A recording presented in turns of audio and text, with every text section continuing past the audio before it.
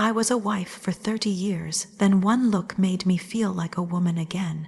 For years, I moved through life like a shadow in my own home, needed, yes, but never truly seen. I was the woman behind the curtains, the keeper of birthdays, the washer of socks, the one who always remembered to buy milk, but hadn't been asked how she was doing in over a decade. I wore the same smile every morning, the one I had trained myself to give so no one would ask questions. I cooked dinner out of habit, not love, folded shirts like muscle memory, and somewhere between giving everything and receiving so little, I disappeared. I didn't notice when it started. I just slowly began to exist less. My body moved, my hands worked, my mouth spoke, but I wasn't there, not really. I was a role, a label, a function, but the woman I used to be, the one who loved music at midnight, who danced barefoot in kitchens, who once kissed like the world was ending, she was gone. And then, one day, in a moment so quiet I could have missed it, I felt something. It wasn't a word, it wasn't a grand gesture, it wasn't even anything someone did on purpose. It was a look, a pause. The kind of moment where two people see each other, and for reasons that can't be explained, something shifts. I felt it move through me like warm light, breaking into a room that had been dark too long. At first I ignored it, or tried to, because the truth is, it scared me. It scared me how deeply I felt that gaze, how much I wanted to feel it again. Not because I was bored or lonely, I'd gotten used to both, but because, for the first time in years, I felt seen. Not as a mother, not as a wife, not as a figure passing someone coffee or asking if the dishwasher was clean, but as me. The touch didn't come right away, but the energy did. It built slowly, like summer heat rising off pavement. I'd walk away from a conversation and feel my breath catch in my throat. I'd stand a little longer than I should have. I'd laugh without meaning to, and every time I felt that energy in the air, I remembered something. I remembered I was still alive. The first time it happened, it was gentle. No fireworks, no music, just skin and breath and softness. My shirt slid off my shoulder, and the air felt different against me. My body didn't brace out of habit like it used to. It opened, welcomed. The way I was held wasn't rough or rushed. It was reverent, like I was being memorized, like every part of me had value, not despite my age, but because of it. I didn't cry then. I cried later, because I didn't know I could feel this again. I didn't know my body still had language, still wanted to be spoken to. I didn't know I could be wanted without asking. And in that moment when I was held not for what I gave, but for who I was, I came back to life. It was such a small thing, a touch that could have been nothing, brushed fingers, a brief graze along my lower back as I moved past. It didn't linger, didn't demand, but it lit something in me that I didn't know was still alive. I froze inside, not because I was afraid, but because I realized my body had just responded, deeply, quietly. Like something long, forgotten, had stirred from sleep and reached out toward the light. I remembered I had skin. That might sound strange. But after years of being touched only in obligation, the morning kiss, the routine good night, the quick grip of a shoulder to pass the salt, something in me had gone numb. I had forgotten that I used to feel things under my skin. That once a touch could make my breath catch, could make my knees soften, could make me feel sacred.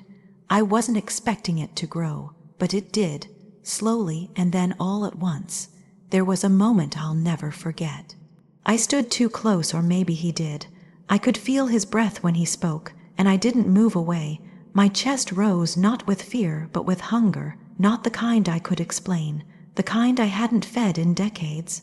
My hand brushed his accidentally, and I didn't apologize. I just looked at him, and he looked back like I was worth pausing for. That night, I undressed slowly, not for anyone, just for myself. I stood in the mirror and looked at my body, the stretch marks, the softness, the years written into my curves, and instead of shame, I felt something else. I touched my own arm and felt the heat rise beneath it. I wanted that warmth again, not from routine hands, but from ones that didn't assume, didn't take. Hands that asked, that listened, that worshipped. When it happened, it was quiet. No music, no whispered promises. Just hands and mouths and the kind of silence that tells the truth. I was touched like I mattered, like every inch of me was worth knowing. He didn't rush, he didn't push. He explored patiently, slowly, like he was learning me. My skin woke up under him. My back arched not from habit, but from desire. My thighs trembled not from fear, but from relief. I didn't perform, I received, and in the stillness after, as I lay bare and warm and breathing like someone who had just remembered she was alive, I cried. Not because I was sad, but because I hadn't known how much I had needed this. I hadn't known that my skin, my body, my heart still remembered how to want, how to feel, and most of all, how to be felt. It started with how he said my name, not hurried, not like a question, but with weight like it had meaning, like I was someone worth speaking to, not just speaking at. I didn't realize how long it had been since I heard my name spoken that way.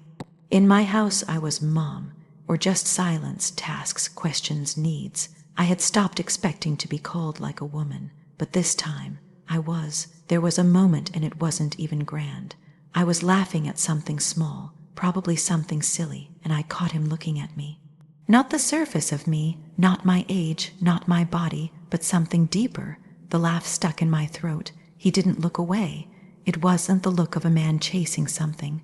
It was the look of someone who had found something. I remember how I touched my own face that night. My fingers traced the lines I'd grown to hide, but somehow, in his eyes, those lines didn't matter. They didn't feel like age. They felt like chapters. And I let them be seen. I wanted to be seen. I wanted to be known not as someone who gave, but as someone who could still receive. I wasn't just a wife who gave support, or a mother who gave structure. I wanted to be touched like a woman who could give in other ways and be taken in the same. When we were close, there wasn't a single demand, no assumption. He didn't reach for me like I owed him anything. He came to me like I was a place worth arriving at slowly. The first time our mouths met, it wasn't hurried. It was deep, patient. His hands didn't grab, they asked. They moved as if they were learning me, not mapping, but remembering. I let myself be bare, fully, without dimming the lights, without holding in my stomach, without hiding the parts of me I used to apologize for. And when he looked at me, just looked, I felt chosen, not tolerated. Not expected, but chosen. He held my hips like they were sacred. He kissed the side of my breast like it was poetry. When he moved inside me, it wasn't to conquer or perform. It was to be with me, to feel me. I wrapped my legs around him and forgot every version of myself that wasn't this woman, right now, right here, wanted and wanting. I felt the girl inside me, the one I thought had died when the wrinkles came, rise up and meet him.